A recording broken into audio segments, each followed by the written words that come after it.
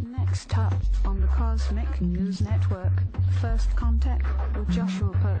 Good morning, Earthlings. Good. How you doing today? Good. How you doing today? Welcome to First Contact Radio. Welcome to First Contact Radio. To talk about all these things I'm talking about is because in life, everything is energy. Every single thing that's out there. Yo, it's First Contact with Joshua Poet. He's the man on the mic, just in case you didn't know it. Covering news from all around the globe, from the weather and space to UFOs. He'll talk politics and make you open your eyes. Conspiracy theories and government lies. They'll dig it all up and try to find the proof. Cause it's time to demand the truth. It's time. First Contact Radio. We It's have time arrived. to demand the truth. It's time. First Contact Radio. We It's have time to arrived. demand First the Contact truth. Radio. It's time. First Contact Radio. It's time to First demand the Contact truth. Radio. We have arrived. First Contact Radio. Good morning, Earthlings. How you doing today? Welcome back to First Contact Radio. Glad you could be here. Let's look at what's going on. Today's the 25th. So today, just like yesterday, is a Capricorn moon. And the sun is the same as it was yesterday as Pisces sun. So we have water for the sun, conscious mind, unconscious mind, earth. So water and earth. So just think how water and earth operate around you. Okay? You can take water and you can put so much that it just dissipates the earth. Okay? We've heard of like continents and lands that sink. You understand the idea. Or you can have a pool of water and so much earth that it just completely absorbs all of the water and is just a big pile of dirt. We've all seen that before. Water is emotions, earth is form, so you want to find a way to find balance between the earth and the form, and the emotions and the form. Okay? The emotions, love, and so that's our balancing act today. That's our balancing act, to bring those two together. Okay, remember Capricorn has a lot of positive qualities like perseverance and stick-to-itiveness. They also have the ability to manifest, create. It's part of what Capricorn is about, but Capricorn is always teaching us the lesson that we need to look past the physical to see what's beyond it. Okay, so there we go. Capricorn moon, Pisces sun. We go over to our numerology today. Today, we are number 7. And let me show you how we arrived at that 7. Actually, let me jump over here for a minute. Let's look at our moon phase for today. Today we have a waning moon. Okay, which means we're making our way down to the new moon.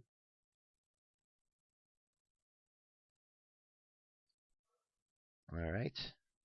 And then let's go over and let's take a look at our numerology. Today we have a 7. So how did we arrive at it? We arrived at it like this.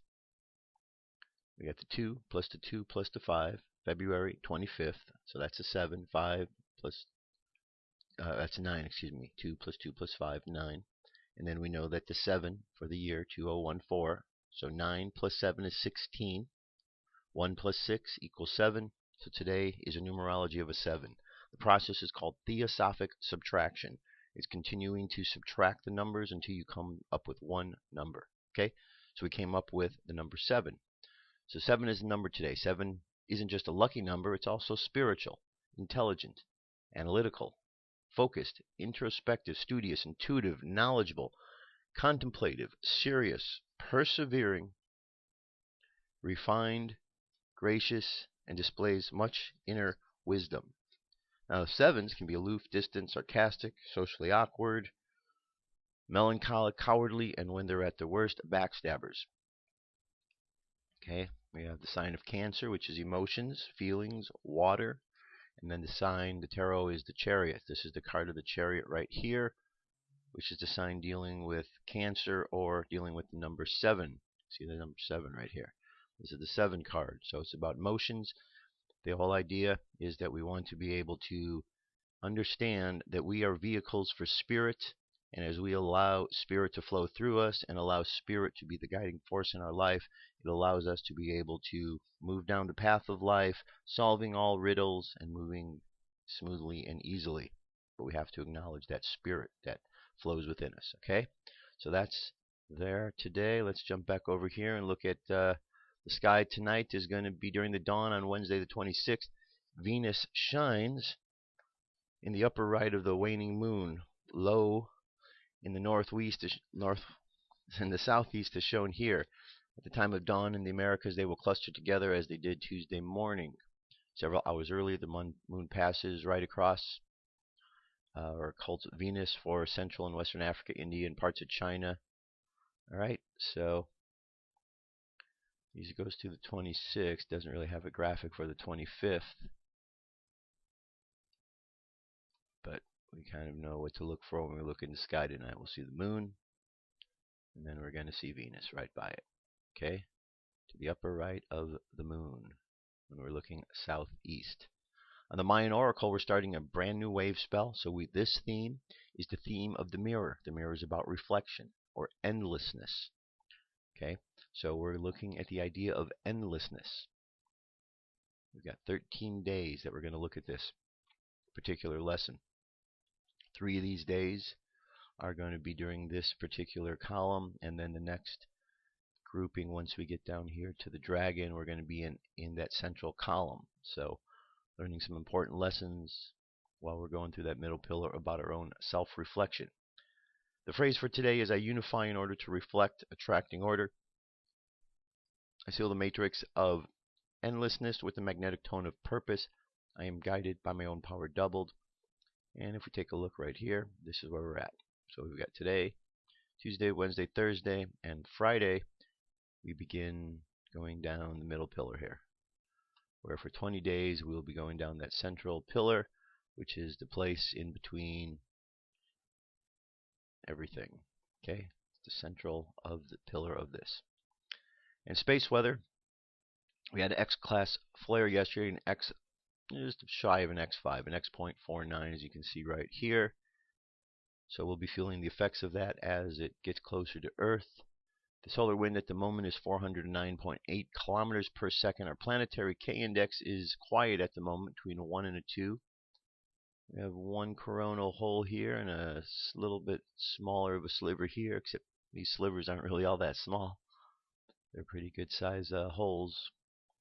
And our M-class flare possibilities up to 60, X-class up to 10. So it's jumped up from yesterday. And geomagnetic storm activity, we could see where it is at the moment. Probably going to jump up as we get more into these storms that are heading our way. Alright, so that gets us started with everything at the moment. Let's jump over to our UFO news and see what's going on there.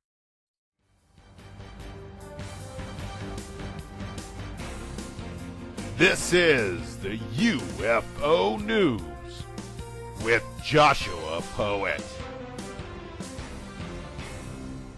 Alright, Dirk. Thank you very much. First story over here. This one we may have talked about already. It's footage of an unidentified object over Rivoli, Italy. UFO observed in Rivoli, Italy. This was back on Valentine's Day. A person who has taken some photo, which she has detected some strange objects. The witness informed the UFO curious about the photo of the center of the Mediterranean CUFOM, whose president, Dr. Angelo Carne, received a large, interesting post on the official site. Okay, so this was what was seen over Italy. Pretty interesting. It's quite a lot of lights. 1, 2. A whole bunch there. So cool. Alright. So what do you think that is? Pretty good object. Something's up there. It isn't nothing. It is certainly something seen both night and day. Alright, let's move on from there. Let's go over to South Carolina. Here we go. 1, 2, 3 in the sky above South Carolina. These glowing UFOs were seen over a supermarket this week. These glowing balls are seen all over the world. Alright, check that out. Okay. Very interesting. You can see them there. Right there, the three faint lights out in the distance. All right. I'm going to move from there to the next sighting. This one here says UFO captured on motocross sports camera. A new video published in YouTube reveals a stationary sports camera with an ultra-wide angle lens captured a daylight UFO incident during a motocross event in Bauru, St. Paulo, Brazil. Producer Mario Brita states in the video description how the object appears to maneuver in a way inconsistent with known flight parameters. During the filming of the motocross racing in February in the city of Bauru, SP with the GoPro Hero camera placed in the ground, we were surprised by an unidentified object situation of flight. Okay, so here we go. There it is right there. Right there in the background. You can see it. And it just kind of hangs there for a minute. There it goes. Alright, and that was it. I don't know if there's any more. Let's see. Let's see if we got any more coming up here. The video itself is 3 minutes in length. And I don't know if there's any. I don't see any more. Do you?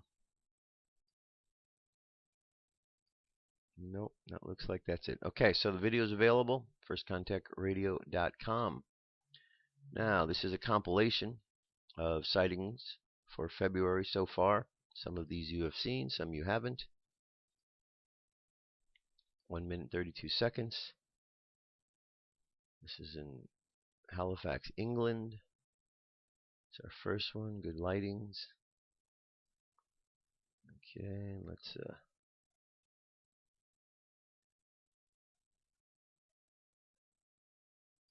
It seems to be just the one same sighting over and over. Here we go. This is looks like it's a little different. There we go. Nice object out there shining its lights. It's a good shot. Apparently it's looking wanting to see the ground or something. Pretty cool if that's real. Remember, we have to pay attention to hoaxes because they exist. Here's another one.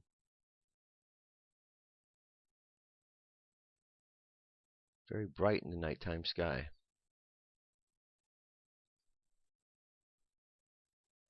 Okay, that's a nice little compilation. Check it out. And here's a story. It says government advisor comes out of the closet on UFOs. Richard Thieme. It was a pleasant surprise to see the op-ed by Richard Thieme in the recent journal Sentinel, in which he brings himself out of the closet, as it were, regarding unidentified flying objects. Comes from an article called A Confession, I'm Out of the Closet on UFOs, from February 16th. Thieme backs up his reasons for doing so, citing years of scientific research by high-standing individuals, including himself, in the field of astronomy, sociology, psychology, and other sciences, and the eyewitness accounts of UFO activity not only in modern times but throughout history, credibly reported by military and government officials, police officers, pilots, and honest, ordinary citizens. In my mind, it is foolish at best and in denial at worst, as Thieme states, to think that we are the only civilization in the universe and that our society is the apex of progress and evolution. As Galileo was sentenced to house arrest for believing the earth is round, those who have the courage to go against the official government policy that UFOs do not exist are subject to ridicule and disdain. Since the U.S. government has abdicated its responsibility to its citizens, we should congratulate the scientists and scientific investigators who have given their time, energy, and money to conduct serious research on the UFO phenomenon. Let me put it to you straight. For 35 years, I have been exploring and investigating UFOs and ufology, both serious endeavor and the silly speculative fare that fills popular culture. And while UFOs are real, they fly, they evidence technologies we don't understand, and they have been around for years. Above all, despite voluminous and overwhelming evidence to support these assertions, to raise the subject as worthy of historical and scientific investigation is to invite ridicule, the shaking of pitying heads, derision and hostility and embarrassed silence. Still, I persist in believing, as Francis Bacon said in the 1620s, that if something deserves to exist, it deserves to be known, not rejected out of hand with prejudice. The scientific method, principles of historical analysis, and an open mind ask that much. No subject has been more marginalized and maligned than this topic. By unidentified flying objects, I mean not the many things commonly mistaken for them: balloons, Venus sprites, ball lighting, secret craft, etc. I mean anomalous vehicles that, for decades, have been well documented by credible observers, to which our government responded with the information and the exertion of policies in light of genuine national security concerns. I was recently privileged to be included contributing editor and writer on a team that produced the book UFOs and Government, a historical inquiry over 5 years. The research writing team was led by Michael Swords, a professor of natural science now retired from the Western Michigan University, and Robert Powell, a nanotechnologist formerly with AMD. The book is regarded as an exception to the dreary field of Choice, the journal that recommends works for inclusion in the university collections. Choice suggested that the university libraries should have it. To date, 45 have it in their collections, including 4 in the University of Wisconsin system, as well as many Wisconsin public libraries.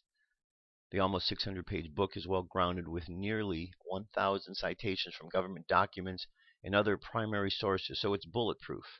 There's virtually nothing speculative in it. We document the response of governments from the 1940s forward to events they took quite seriously, which readers, judging on the evidence and data, will take seriously as well. Okay, a lot more to the article. But if you continue on, gives like a little bit of info from it. But check this out.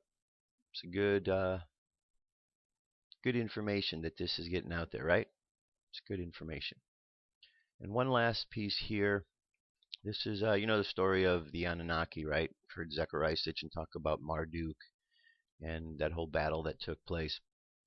Well, here's an article that deals with the subject of Marduk. Space War 3. Marduk lands in Africa. Occasionally, a good rumor is entertaining as well as distracting from the negative barrage of daily world news, which is usually slanted to indicate the demise of populism, which is far from true. This article involves a story which I certainly hope turns out to be just a funny rumor. The problem is that the source of this story has very deep intel connections and is usually right on the money. And there are certain background details which create many more questions than they answer. And it is these questions which seem quite remarkable in scope and themselves generate many more questions and raise new issues. On June 18, 2013, in the issue of the African Review, a very interesting story detailed expected intersecting visits of both former President Clinton and current President Obama to Senegal, Africa. This alone has not received any suitable explanation other than the flimsy reason that they were to commemorate the Al-Qaeda bombing of the U.S. Embassy in Tanzania. And as you'll notice here, they spelled Al-Qaeda right, with the CIA right in the middle. CIA, duh. You know, like Homer Simpson says, duh. So, all right. But let me get back to the story. And believe it or not, former President George W. Bush is alleged to also have arrived in Africa during this time period. Former U.S. President Bill Clinton is expected in single. Okay. The source said the president was expected to attend a visit. Several world leaders, including UN Secretary General Kofi Annan and the late Pope James Paul, visited Senegal over the last decade and have toured the famous slave dungeon in Gorée Island. The visit of 3 American presidents to the continent of Africa during the same time period is unprecedented in history and would appear to require an extraordinary explanation, which has not been forthcoming. As if the story wasn't already strange enough, it gets even stranger. A story on CNN Politics on June 22, 2013 stated President Obama and President George Bush were to be in the African continent at the same time. It was announced that President Obama changed his initial schedule and extended his stay from 48 to 72 hours in Senegal. No reason was given for the change. The Washington Post noted another change with President Obama's trip. It reported that his plans to participate in Tanzania safari were canceled and changed to a visit to the Robben Island, a place where Nelson Mandela was held for 18 of his 27 years as a political prisoner. As the story goes, was reported that it was suggested that objections raised over the use of special sniper rifles for use by President Obama to hunt large African animals with, and also for use by special security detail. Was there a concern that the special protection team could not be trusted and perhaps turned? Former high-ranking CIA analyst Ray McGovern reported that it was rumored that President Obama had remarked to a friend that he had backed off on a campaign promises because he was afraid of ending up like JFK. Perhaps this was just a cover story for a last-minute change that was suggested by President Obama's handlers, opening up his schedule for a required or at least highly deserved meeting with a very powerful dignitary. Here is President Obama's official travel schedule. It scheduled him to be in Senegal the same time as former President Clinton. President Obama joined George W. Bush at a special Tanzania memorial to end his African trip. It was reported that Bush and Obama just happened to find time to meet together by coincidence in Tanzania on the 2nd of July 2013 to lay a wreath at the site of the 1998 CIA bombing of the U.S. Embassy. But could former President Clinton have been there all two at the same time, and could there have been a special meeting between the three presidents in Tanzania, or could there have been such a special meeting earlier in Senegal? Or could every president have visited Senegal earlier and individually met with a very special world dignitary who is covertly assuming power, first in Africa and then the world, to pay homage to him and agree to support his NWO final takeover, which necessitates throwing kingpins and cutouts under the bus? Is this mystery entity a powerful dignitary that has the actual rule of the third force that has descended to Earth to assert control over the nations? Certainly the visitation of a current sitting American president at the same time as two American prior presidents in the African continent is unprecedented. This alone suggests that something very strange is up. Of course, with the apparent impending death of Nelson Mandela, control over the South African regime is now perhaps up for grabs.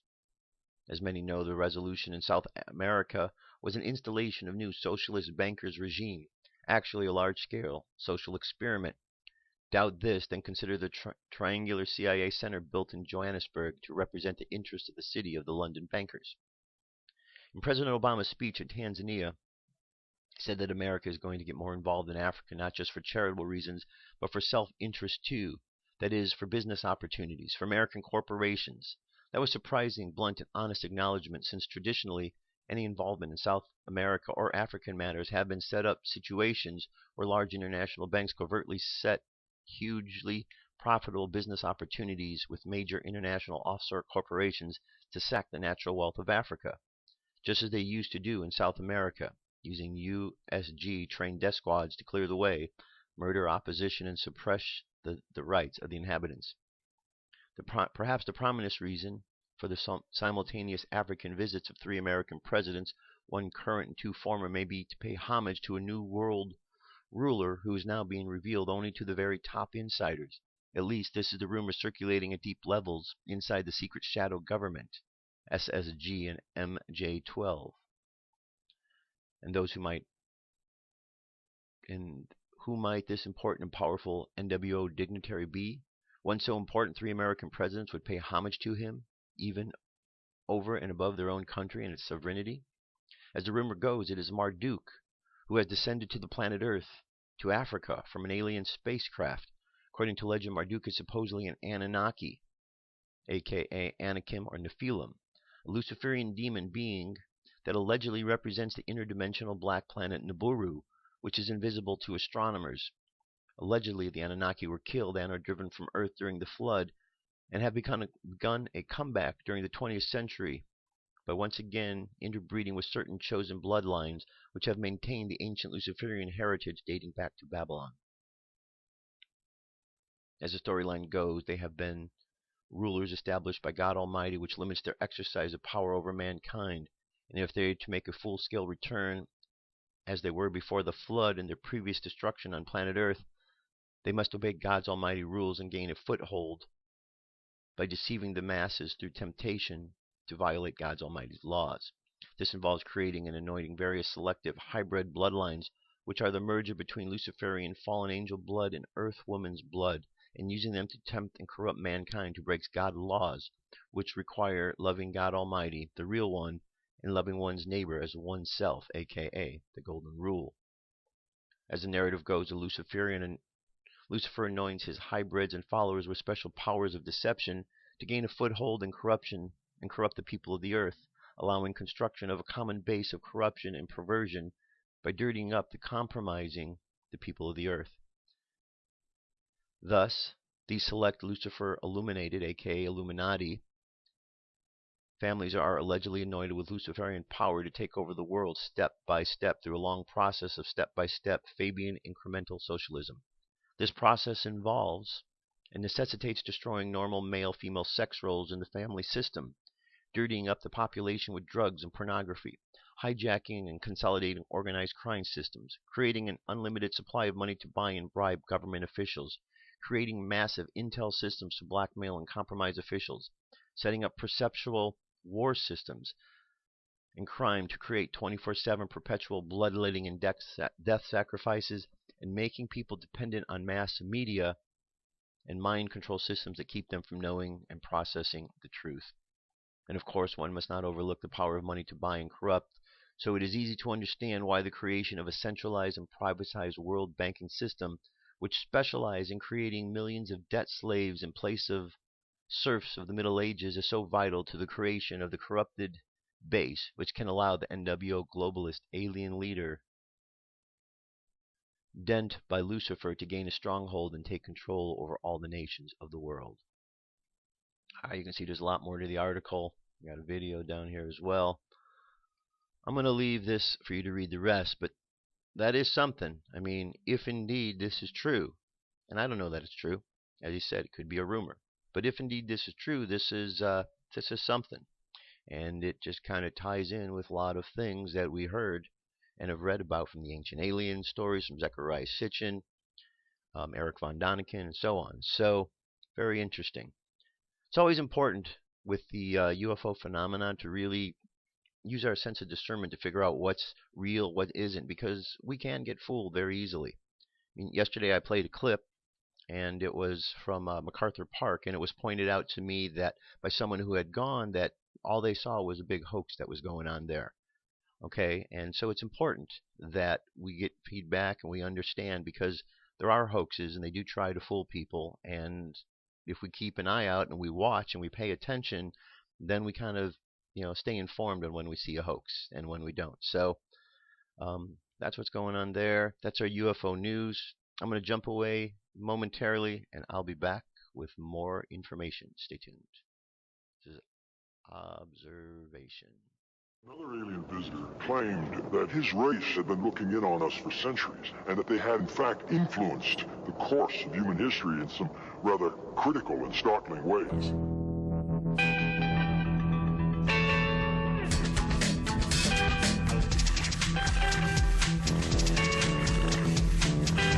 Listen up.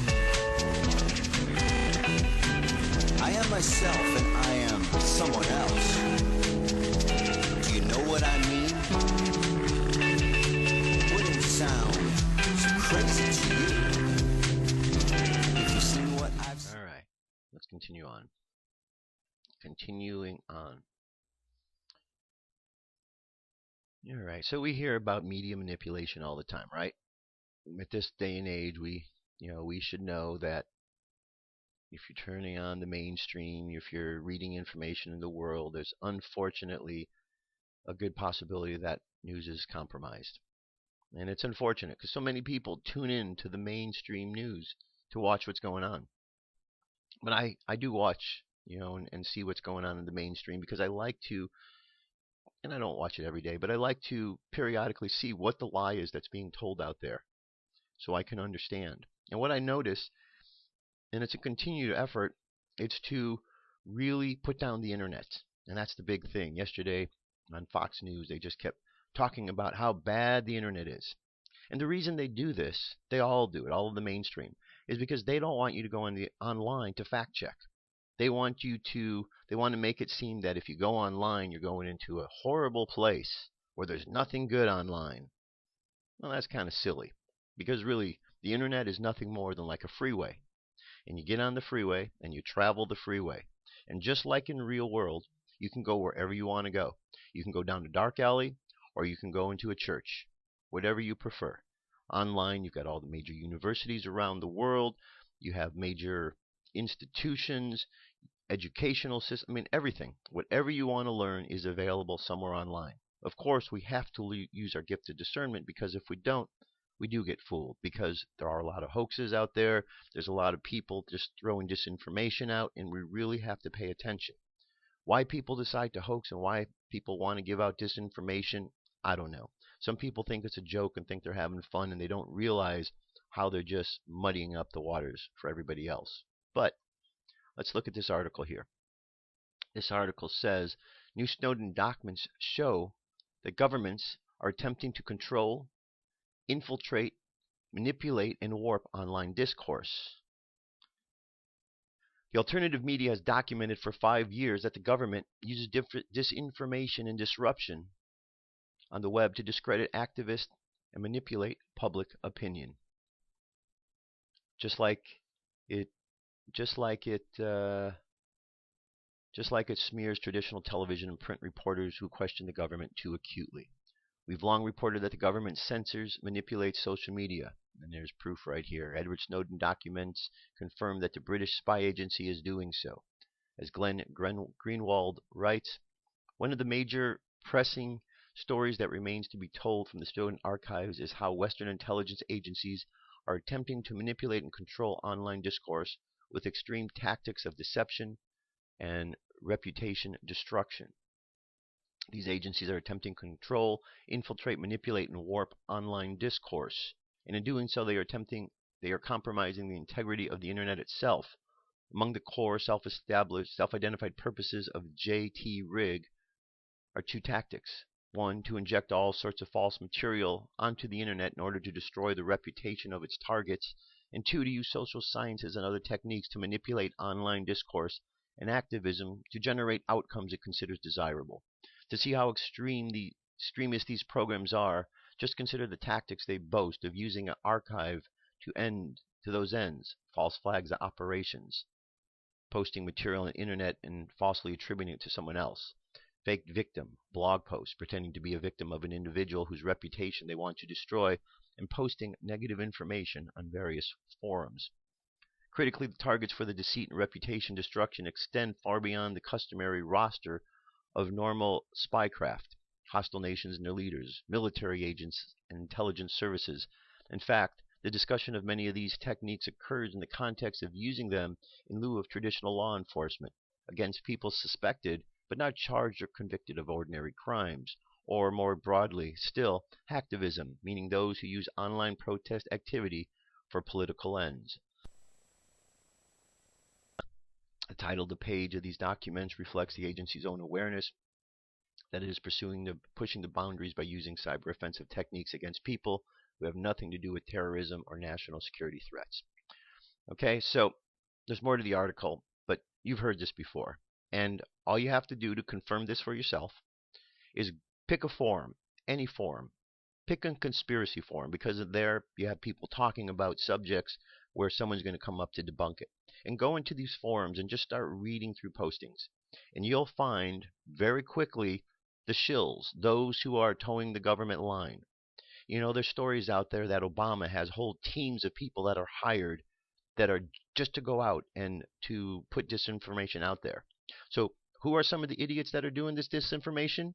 Unfortunately, it's people like the President of the United States who are behind this, and members of our own government.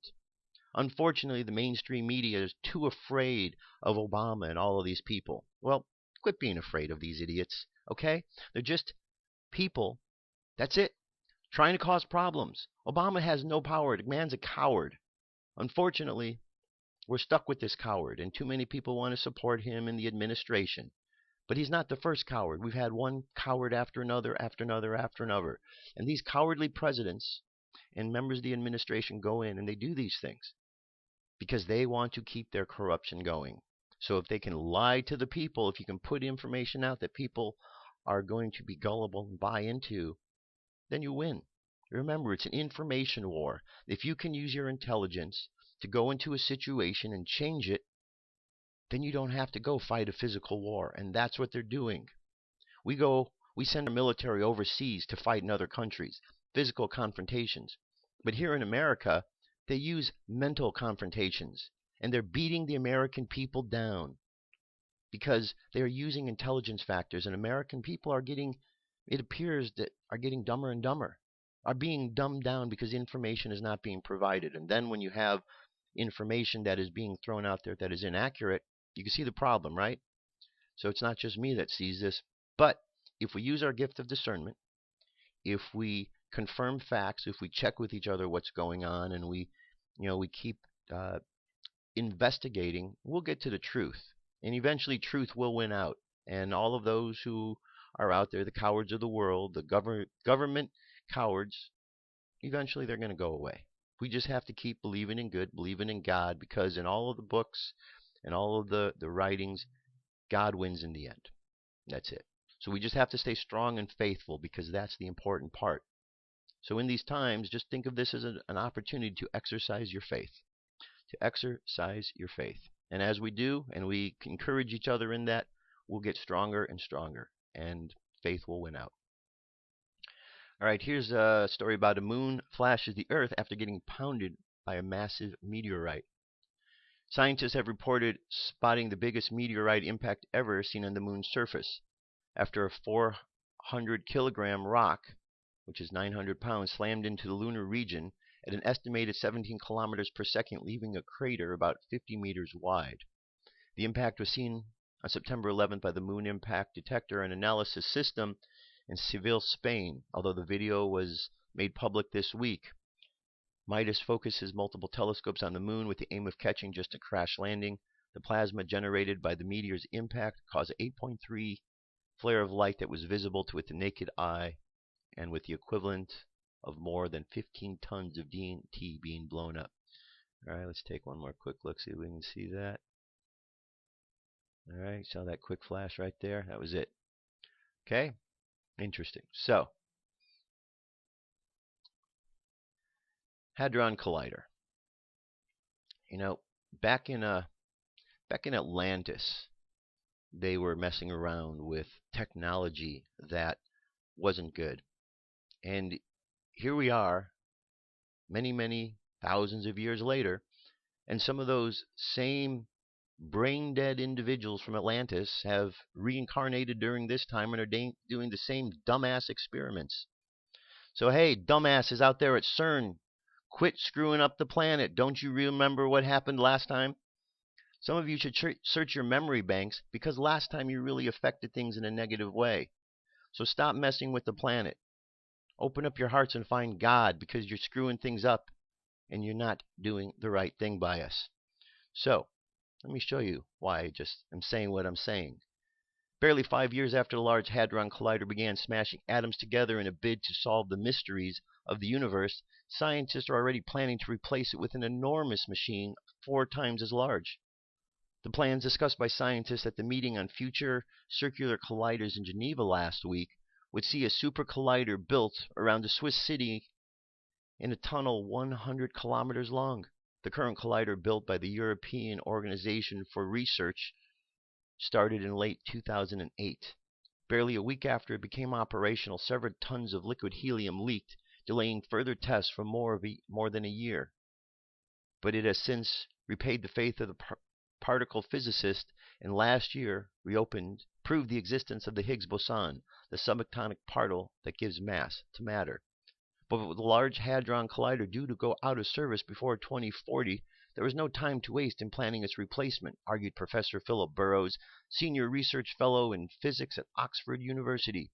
Since the gestation time for big accelerations is a couple of decades, we need to start thinking now if we want to have a design in hand for the possible new machine to come online at Cern in the late 2030s. Dr. Rolf Hewer, the Director General of Cern, added, "We very much hope that with the LHC running at high energy next year, we might get the first glimpse of what dark matter is. And building on that, I would assume that we can then build physics case for a future circular collider. The new 100-kilometer Cern tunnel is one of several proposals being considered to replace the Large Hadron Collider." Okay, and there's more and more to this article, as you can see. But we've just named two dumbasses, Dr. Rolf Hewer and Professor Philip Burrows. Two professors with their head up their ass that don't understand that messing with dark matter like they're doing might have some serious consequences. Again, check back to Atlantis, what happened there. It's not real difficult to remember unless, of course, you happen to be one of those who don't really care about what's going on and don't care about humanity, which clearly these individuals don't, because if they did, they would stop messing around with the things that are going to hurt us. Stupid. Stupid. All right, let's switch gears, because with all the stupidity in the world, and we see plenty of it, right? You go out your door and there's plenty of stupidity. But there's also a lot of good things. So we want to focus on the good things and those who were here to teach us. And one of those, Jesus Christ. So what I have here for you today is a link to the complete sayings of Jesus. Complete sayings of Jesus. So let's just go through here. And let's just pick some out here. Let's see. Let's see if we can pick the Sermon on the Mount. Okay? Let me read the Sermon on the Mount. This is one that I really like a lot. Matthew 5. Seeing the multitudes, Jesus went up into a mountain, and when he was set, his disciples came unto him, and he opened his mouth and taught them, saying, Blessed are the poor in spirit, for theirs is the kingdom of heaven. Blessed are they that mourn, for they shall be comforted. Blessed are the meek, for they shall inherit the earth. Blessed are they which do hunger and thirst after righteousness, for they shall be filled. Blessed are the merciful, for they shall obtain mercy. Blessed are the pure in heart, for they shall see God. Blessed are the peacemakers, for they shall be called the children of God. Blessed are they which are persecuted for righteousness' sake, for theirs is the kingdom of heaven. Blessed are ye when men shall revile you and persecute you, and shall say all manner of evil against you falsely for my sake. Rejoice and be exceedingly glad, for great is your reward in heaven. For so persecuted they the prophets which were before you. Ye are the salt of the earth, but if the salt have lost the savour, wherewith shall it be salted? It is therefore good for nothing, but to be cast out and be trodden under the foot of men. Ye are the light of the world. A city that is set on a hill cannot be hid. Neither do men light a candle and put it under a bushel, but on a candlestick, and it giveth light unto all that are in the house. Let your light so shine before men, so that they may see your good works, and glorify your Father which is in heaven. Think not that I am come to destroy the law or the prophets. I am not come to destroy, but to fulfill. For verily I say unto you, till heaven and earth pass, one jot or one tittle shall in no wise pass from the law, till all be fulfilled. Whosoever therefore shall break one of these least commandments, and shall teach men so, he shall be called the least in the kingdom of heaven. But whosoever shall do and teach them, the same shall be called great in the kingdom of heaven. For I say unto you, that except your righteousness shall exceed the righteousness of the scribes and Pharisees, ye shall in no case enter the kingdom of heaven. Ye have heard that it was said by them of old time, Thou shalt not kill, and whosoever shall kill shall be in danger of the judgment. But I say unto you, that whosoever is angry with his brother without a cause shall be in danger of the judgment. And whosoever shall say to his brother, Raca, shall be in danger of the council. But whosoever shall say, Thou fool, shall be in danger of hellfire. Therefore, if thou bring thy gift to the altar, and there remembers that the brother hath aught against thee, leave there thy gift at the altar, and go thy way. First be reconciled to thy brother, and then come offer thy gift. Agree with thine adversary quickly, while thou art in the way with him, lest at any time the adversary deliver thee up unto the judge, and the judge deliver thee into the officer, and thou be cast into prison. Verily I say unto you, thou shalt by no means come out of thence, till thou hast paid the utmost farthing. Ye have heard that it is said by them of old time, Thou shalt not commit adultery. But I say unto you, that whoever looketh a woman to lust after her hath committed adultery with her in his heart. And if the right eye offend thee, pluck it out and cast it from thee. For it is profitable for thee that one of thy members should perish, and not that thy whole body should be cast into hell. And if thy right hand offend thee, cut it off and cast it from thee. For it is profitable for thee that one of thy members shall perish, and not that thy whole body shall be cast into hell.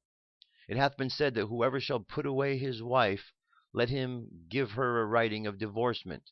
But I say unto you that whoever shall put away his wife, saving for the cause of fornication, causes her to commit adultery, and whoever so shall marry her that is divorced committeth adultery.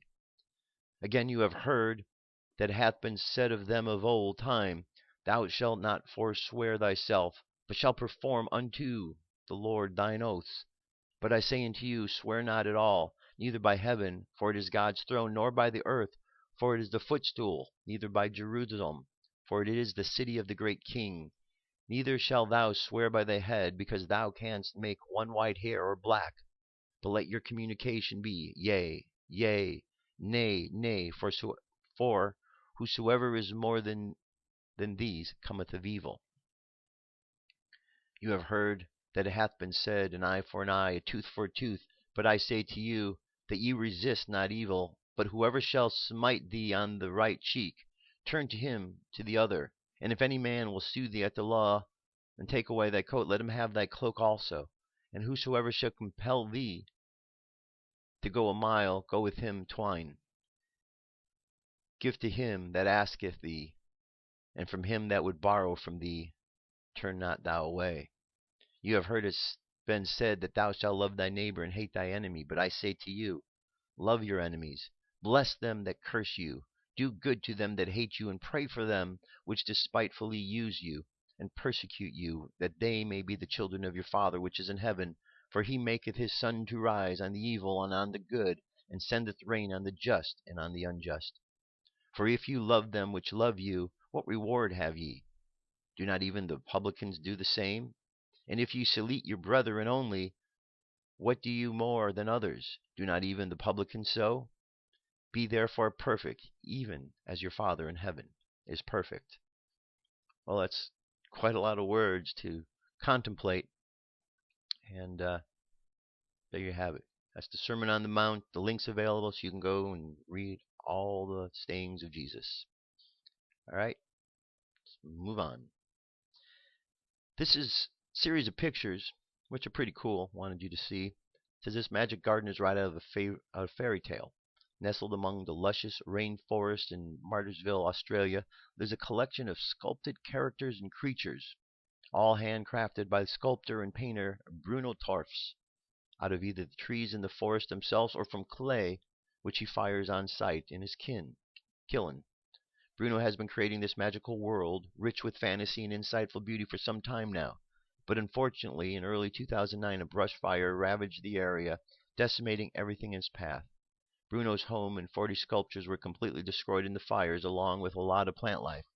But he chose to stay and rebuild his home and restore the sculptures in his garden, which now stand at over 100. Here are some of these. Look at these. These are amazing. Look at that one. That's really awesome, huh? And continue on. Pretty amazing artist and what he's doing here. As it says, imagine walking through the woods and you see all of these. Pretty amazing, right?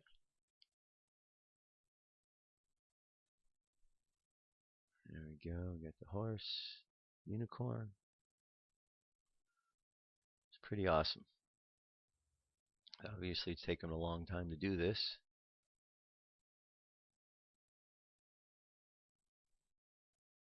Okay, there's a couple more here.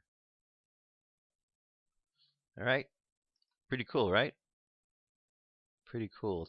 I think it's amazing when people are so talented that they sculpt and draw and like this and have these kind of results. Pretty amazing. All right. Rejuvenation is something very important to all of us, because if we become rejuvenated, we were re-energized, right? Well, that's what this article is about, by Michelle Walling. How rejuvenation could bring freedom to humanity. What would the world be like with no illness or disease? Would humanity be free from control if everyone on the planet was healthy? Are our cells in our body changing towards a state of perfection or rejuvenation? One of the biggest players in the scheme to dominate and control humanity lies in the medical industry. From the genocide creations of flu strains, vaccinations, environmental disasters, fluoridated water, GMO foods, chemtrails, and extremely low-frequency attacks, the world has been inundated with cancer and other deadly diseases. The result is that humanity has been under the control of the pharmaceutical industry with a various circle of lies and murder. As we follow the money, we find that big pharma is a multi-billion-dollar industry. The same people that create diseases are making money off treating the diseases and in the process causing more sickness with side effects. This creates a need for more pharmaceuticals to take care of the side effects and so on. The ultimate goal is eugenics in order to reduce the population to a more manageable and controllable figure, which is around 500 million. Now, considering that right now there are here in the United States 300 or in the world, excuse me, billions. 500 million is quite a drop, right? That's quite a drop. Natural cures for cancer and most diseases have been suppressed, and more tyranny has resulted from the spread of the information through alternative media sources. There is always a paid shill ready to pounce upon the messenger of such cures. At times it seems like an endless battle, and most certainly it is one of them that can easily be fought by someone who is suffering from this destruction. Not easily. Okay? So remember, in the article I talked about the paid shills. Well, here it is. Talks about it right here. Okay? And this happens. Atlantis was a thriving society approximately 12,500 years ago until it was decimated by floodwaters.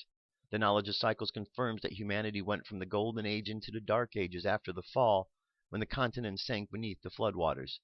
Atlantis actually represents the age of society that existed in that time in many places on the planet. Monolithic structures have been found submerged underwater, and many make claims to be the lost city of Atlantis.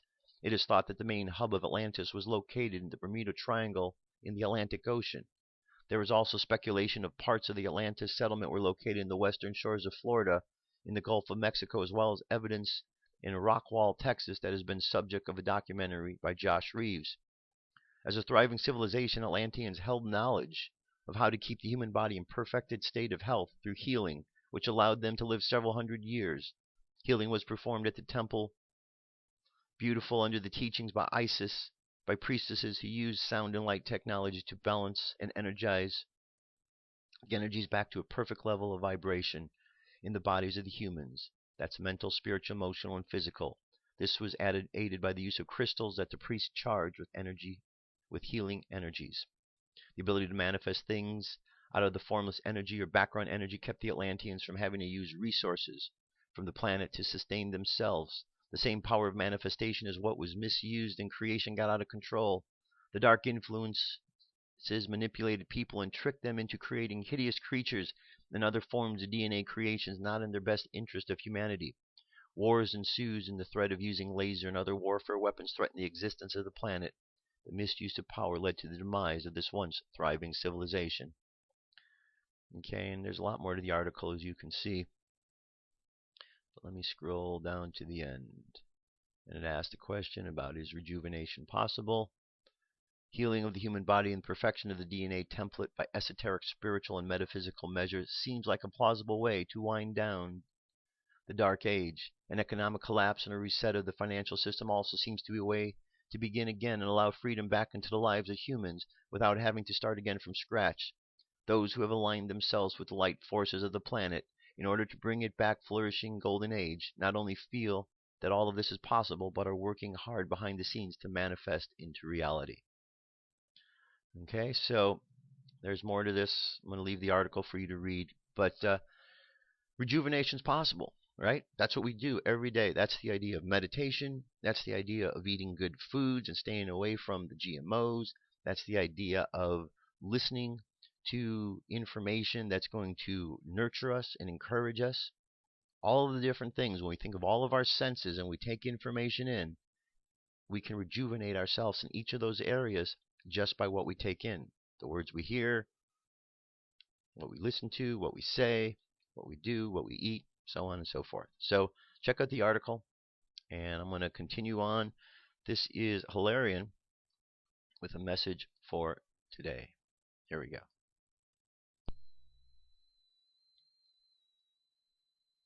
Hilarion. February 23rd to March 2nd, 2014, by Marlene Swetleshoff. Beloved ones, the winds of change are upon you. While life goes on as before, the changes that occur within you are vast. These changes are taking place within each soul who lives upon the planet. Each soul has agreed to experience these changes. The first noticeable change will be a greater ability to feel emotion and express it. Most people on the planet have suppressed their emotions in order to harden their hearts so that they could function in the ever-increasing density, and these filters are now falling away because there is much greater light than ever before. As each person is enabled to truly feel and speak from their hearts, all that needs to be expressed will begin to come forth from within their being. At some point in this process, the feelings expressed will be the feelings of love, followed by the feelings of joy and other positive emotions which will move people in directions hitherto unknown on your world. The people of the earth are gathering together in greater numbers than before so that they can give voice to those areas in their respective worlds that can be improved upon. Individuals are willing to sacrifice their lives for the changes they are demanding. It is a tumultuous time in the affairs of all old paradigm systems which no longer serve the needs of the people. As people continue to awaken, the illusions are dispelled and those who have kept the populace under subjugation are being revealed. There is no place for these ones to hide as the revelations of their backroom agendas comes to light, for each must now come face to face with their own choices and deeds, and make peace with their soul. While this will produce some chaos, ultimately it is for the highest good of all. Upon the planet there are many who are ready to step up and begin to implement sweeping changes in all facets of governance and all its many diverse functions. That which was implemented to harvest the energy of the people in a dishonest manner will be replaced with a system that is more equitable for all upon the earth. The monetary system will eventually cease to exist in its present form. There is greater sovereignty ahead for each person, and each one will realize their inherent responsibility to contribute their input in a worthy and honorable way so that their contributions are in alignment with the greatest good of all upon the planet and not just for a select and nebulous few. The harvesting of humanity in a secret manner will cease forever, and humanity as a whole will take up the torch of alignment in greater extent to the Creator of all so that they will be in harmony with the universal laws of conduct. Some very surprising changes begin to come to light. These changes create a chain reaction effect into all areas of the world and will facilitate the beginnings of a better way of living for all humanity. Those at the forefront of this movement will be in position to accomplish great good.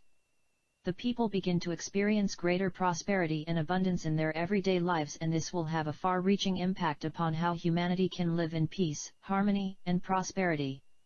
When every member of the human family has all that is needed for their well-being, safety and protection, they can move forward into areas that were not available to them before, the areas of the spirit and the exploration of their own soul, their gifts, skills, and talents that lie like hidden gems within them. These will come forth to bless those around them in a loving way. We stress the importance of remaining centered and aligned with one's higher aspects. The desire to become unified with their divine essence burns brightly within those who have been making the effort to align with the light of the Creator within them. These ones will become successful in their intentions to manifest their holy Christ self in and through them. These ones are the vanguard of the new human race, fully realized divine humans, working with unity consciousness. Within all upon the planet, the second coming of the Christ consciousness is dawning. Until next week. I am Hilarion. Alright, another message from Hilarion. Again, a reminder of all the positive changes that are going on. Okay? It's up to us to kind of really pull it all together to make it across the finish line. Alright, so let's go into our meditation for today. Close your eyes and take a deep breath. And exhale. Take another deep breath. And exhale again. Alright, let's just contemplate for a moment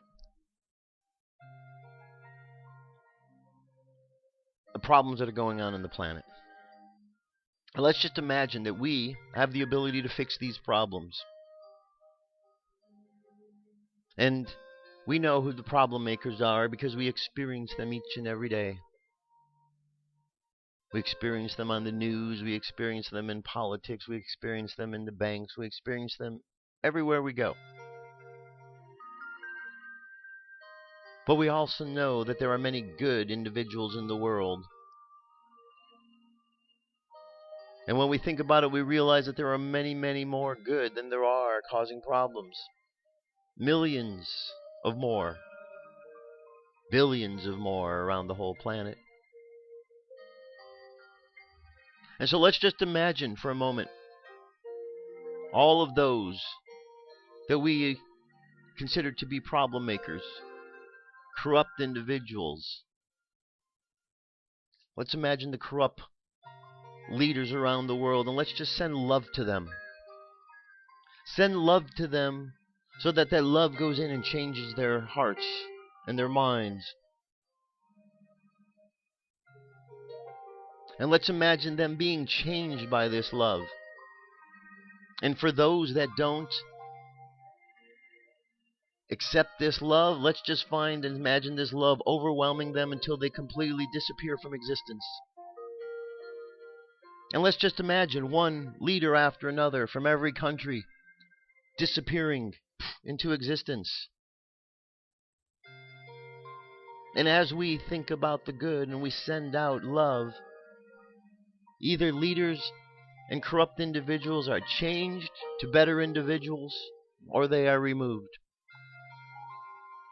This is what we can do each and every day to eliminate the evil around the planet. To put out the energy that we have as spiritual warriors.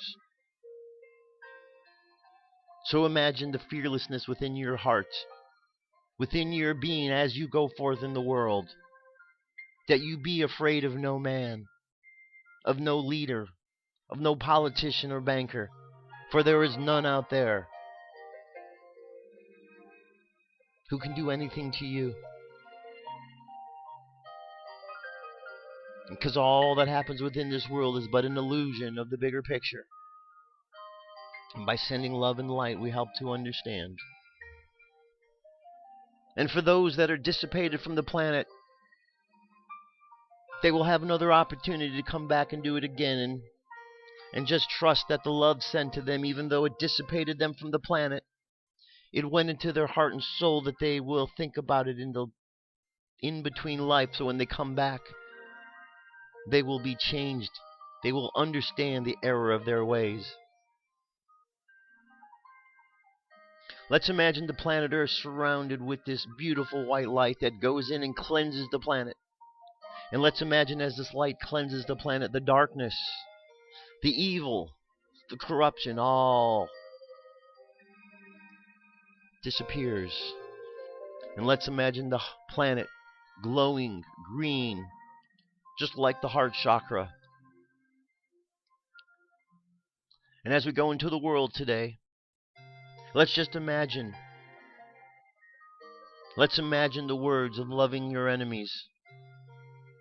And we may not agree with what they do, but let's send love to all those that we meet today, in the attempt to change them for the better. So just send love. Imagine love from your heart, sending it out to those you see, you meet, you know. And just watch what happens. So let your subconscious mind continue on that journey of sending out love, and let's bring the conscious mind back to the present moment on the count of 3. 3, coming back to the present moment filled with confidence. 2, coming back to the present moment filled with faith. And 1, coming back to the present moment happy, healthy, and whole. Happy, healthy, and whole. Take another deep breath.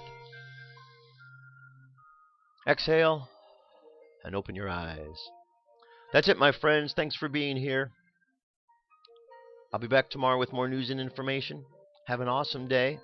And check out the articles and read the rest of the information, because there's a lot there today.